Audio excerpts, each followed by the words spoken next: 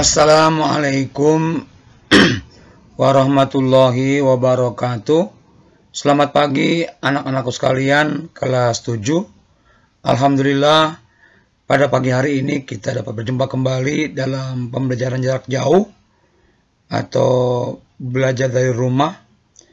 Anak sekalian, kesempatan pagi hari ini kita akan masuk ke pokok bahasan kerajaan bercorak Hindu-Buddha di Indonesia bagian yang pertama. Anak sekalian, sebelum kita belajar, mari kita berdoa menurut agama dan percaya masing-masing. Berdoa, kita mulai.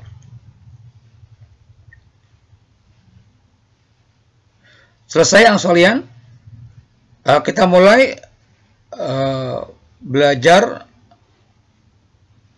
itu pokok bahasan kerajaan bercorak Hindu-Buddha di Indonesia bagian yang pertama.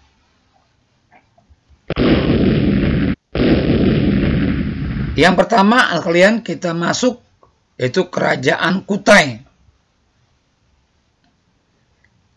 Kutai ini berdiri tahun 400 Masehi atau awal abad ke-5. Letaknya di Kalimantan Timur, Muara Kaman, di hulu Sungai Mahakam. Sumber sejarahnya ditemukan prasasti Yupa, ada 7 buah Yupa. Yupa itu adalah tugu batu sebagai tugu peringatan. Jadi Yupa itu adalah tugu batu sebagai tugu peringatan.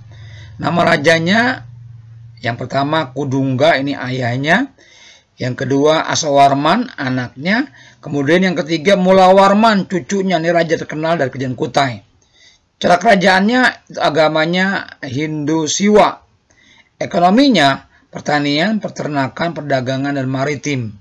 Kehidupan sosialnya, rakyat telah mengenal sistem perdagangan yang baik.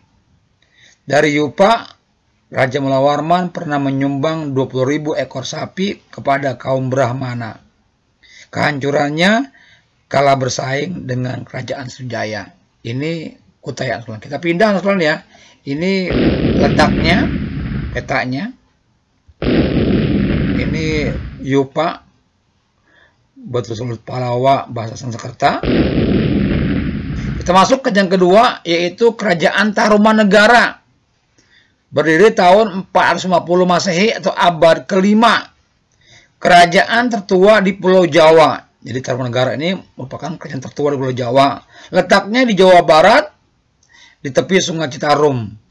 Sumber sejarahnya berita dari Pahian dan ditemukan 7 buah prasasti.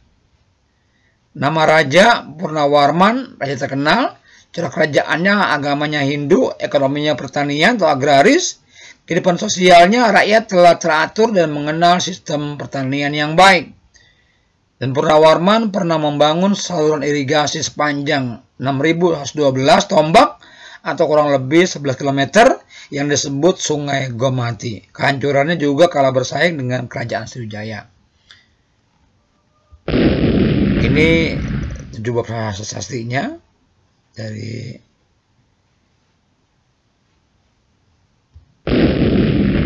ini bukti peninggalannya.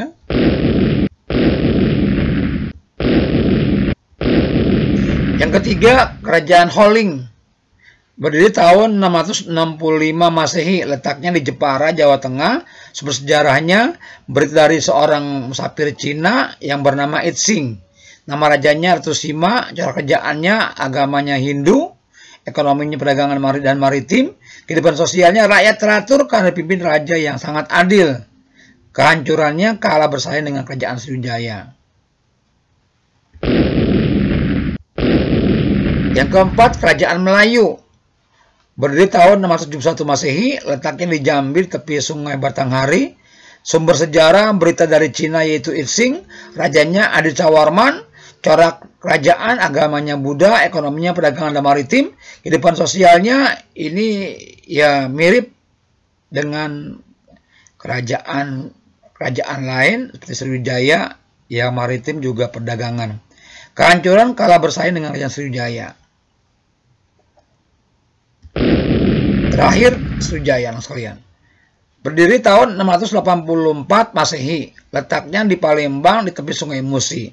Sumber sejarahnya ada 2 prasasti dalam dan luar negeri.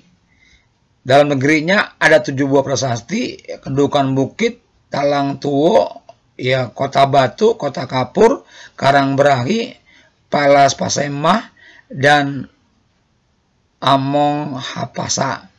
Itu yang dari dalam negeri. Yang di luar negeri antara lain prasasti Ligor, Nalanda, Kanton, Grahi, dan Chaiya. Nama rajanya ada Dapun Tahiang, Balaputra Dewa macam mencapai kejayaan, Sanggrama Wijaya Tunggawarna. Cara kerajaannya agamanya Buddha, ekonominya perdagangan dan maritim. Sriwijaya merupakan pusat agama Buddha Mahayana di Asia Tenggara. Dan terdapat guru besar agama Buddha yang bernama Sakyakirti. Penyebab kehancuran, serangan besar-besaran dari Raja Rajendra Chola dari Kolamandala, Thailand, dan serangan Majapahit pada tahun 1377 Masehi. Sekalian, sampai sini saja beberapa kerajaan di Hindu-Buddha di bagian yang pertama sampai Sriwijaya. Nanti di bagian yang kedua kita lanjutkan dengan Mataram kuno sampai terakhir mungkin Majapahit.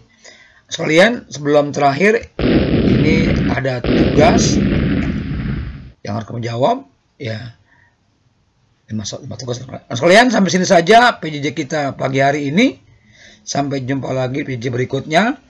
Sukses selalu sekalian. Jangan lupa ya tetap jaga kesehatan, jaga juga protokol kesehatan. Sampai jumpa lagi di PJJ berikutnya. Akhir kata aku ucapkan assalamualaikum warahmatullahi wabarakatuh.